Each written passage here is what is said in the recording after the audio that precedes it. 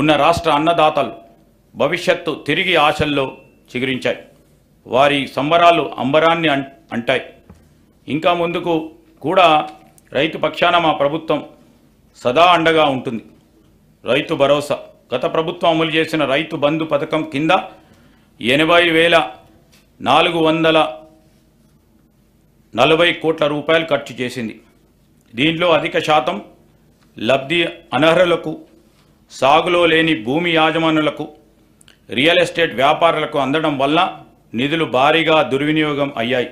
గత ప్రభుత్వం చేసిన ఈ నిర్వాహకం వల్ల ప్రభుత్వ సొమ్ము నిరుపయోగమైంది.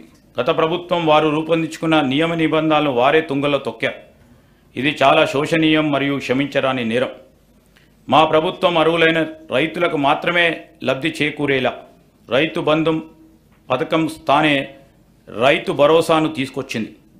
ఈ పథకం ద్వారా అర్హులైన రైతులకు ఏటా ఎకరానికి 15,000 రూపాయలు చెల్లించాలని మా ప్రభుత్వ సంకల్పం.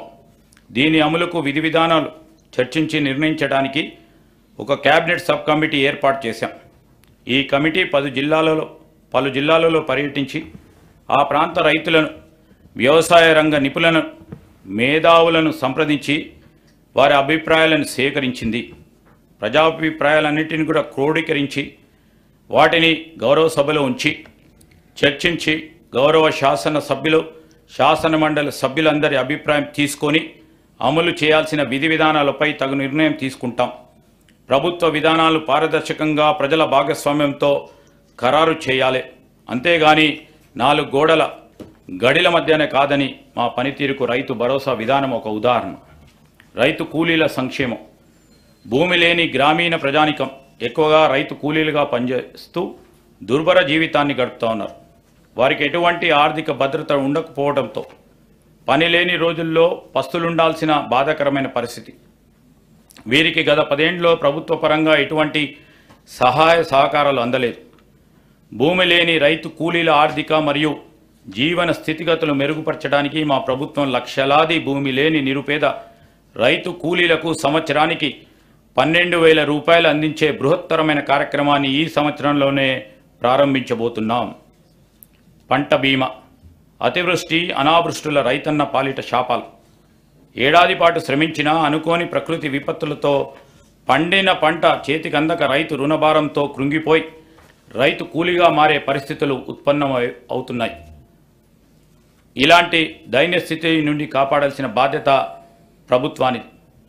గత ప్రభుత్వం ఈ పథకానికి అవసరమైన బీమా ప్రీమియం చెల్లించక రైతుల కడగండ్లకు కారణమైంది.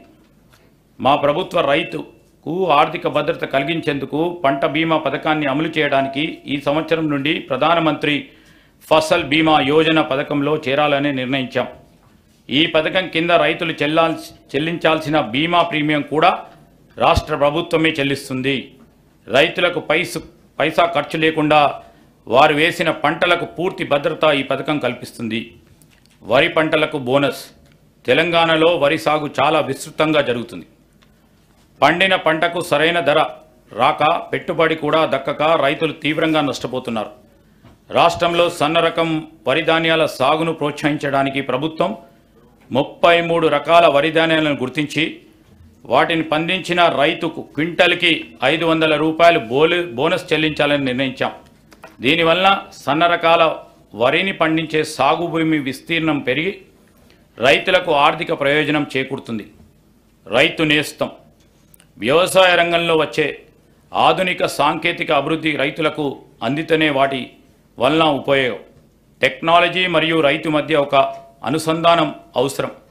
రైతులకు ఎప్పటికప్పుడు కొత్త శాస్త్రీయ పద్ధతుల ద్వారా దిగుబడులు పెంచుకోవడం, పంటలను తెగుళ్ల బారి నుండి రక్షించుకోవడం మరియు ఇతర వ్యవసాయ రంగ పరిజ్ఞానం అందించడం మా ప్రాధాన్యతగా ఉంది. ఈ కార్యక్రమంలో భాగంగా ప్రొఫెసర్ జయశంకర్ తెలంగాణ రాష్ట్ర వ్యవసాయ విశ్వవిద్యాలయ శాస్త్రవేత్తల సహకారంతో వీడియో కాన్ఫరెన్సులు నిర్వహిస్తున్నాం. ధరణి. కుట్రపూరితమైన ఉద్దేశంతో గత ప్రభుత్వం చేసిన దుశ్చర్య ధరణి. చాలా సంవత్సరాల కాలంగా భూమిపై సర్వహక్కులు అనుభవిస్తున్న కొందరు రైతన్నలకు వారి భూమి వారికే కాకుండా చేసింది ధరణి. తరతరాలుగా తమ యాజమాన్యంలో ఉన్న భూములను ధర్నీ పోర్టల్లో నమోదు చేసే సమయంలో జరిగిన లోపాలు, అక్రమాలు, అవకతవకల వలన లక్షలాది రైతులు తీవ్రమైన మనోవేదనకు గురయ్యారు. ఈ పొరపాట్లను సరిదిద్దేందుకు ప్రభుత్వ కార్యాలయాలు చుట్టూ తిరిగి వేసారిపోయారు. గత ప్రభుత్వం చేసిన తప్పులతో ఎంతోమంది వారి భూములను అమ్ముకోలేక పెళ్లిళ్ళు, పిల్లల చదువులకు మరియు కుటుంబ అవసరాలను తీర్చుకోవడానికి నానా అగచాట్లు పడ్డారు. లోపాభూయిష్టమైన ధరణి నిర్వహణ వలన చాలామంది రైతులకు అందవలసిన రైతు బంధు, రైతు బీమా వంటి ప్రభుత్వ పథకాలు కూడా అందక నష్టపోయారు. సాక్షాత్ తెలంగాణ హైకోర్టు ధరణి పోర్టల్లోని ఎన్నో లోపాలను ఎత్తి చూపెట్టింది. ప్రజలకు ఇచ్చిన హామీ మేరకు మా ప్రభుత్వం ఏర్పడిన తర్వాత జనవరి 2024లో ధరణి పోర్టల్ అమలు కారణంగా వచ్చిన సమస్యలను అధ్యయనం చేయడానికి ఒక కమిటీని నియమించింది. ఆ కమిటీ సూచనల మేరకు మొదటి దశలో పెండింగ్లో ఉన్న దరఖాస్తులను పరిష్కరించడానికి స్పెషల్ డ్రైవ్ను ఈ సంవత్సరం మార్చి 1 నుండి మార్చి 15 వరకు జిల్లా కలెక్టర్ల ఆధ్వర్యంలో చేపట్టాం. మార్చి 1, 2024 నాటికి 2,26,740 దరఖాస్తులు పెండింగ్లో ఉండగా 1,22,774 కొత్త దరఖాస్తులు వచ్చాయి. మొత్తంగా ఉన్న 3,49,514 దరఖాస్తుల్లో మార్చి 1 నుండి నేటి వరకు 1,79,143 దరఖాస్తులను పరిష్కరించాం. నేటికి ధరణిలో 35 లావాదేవీలకు సంబంధించి మాడ్యూల్స్ని 10 సమాచార మాడ్యూల్స్ని అందుబాటులోకి తీసుకురావడం జరిగింది.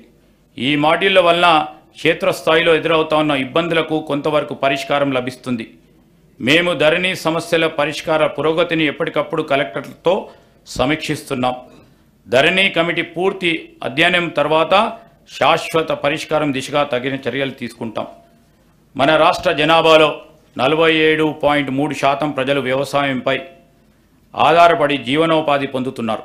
కానీ మన రాష్ట్ర ఆర్థిక రంగంలో వ్యవసాయం మరియు సంబంధిత రంగాల వాటా 15.8% మాత్రమే. ఈ రంగం యొక్క వాటా పెరిగినప్పుడు రైతుల ఆర్థిక పరిపుష్టికి దారితీస్తుంది. అందుకే మా ప్రభుత్వం రైతుకి అవసరమైన అన్ని విధాల చేయూతను అందిస్తుంది. ఇప్పటివరకు ఏ ప్రభుత్వం చేయనంత సాహసం మేము ఈ బడ్జెట్లో చేస్తున్నాం.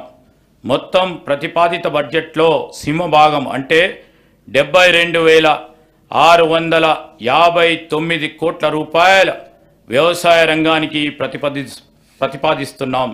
ఇది రైతుల తలరాత మార్చే ఒక చారిత్రాత్మకమైన నిర్ణయం. భారతదేశ చరిత్రలో వ్యవసాయ రంగానికి ఇది ఒక మైలురాయి. హార్టికల్చర్, ఆయిల్ ఫామ్ సాగు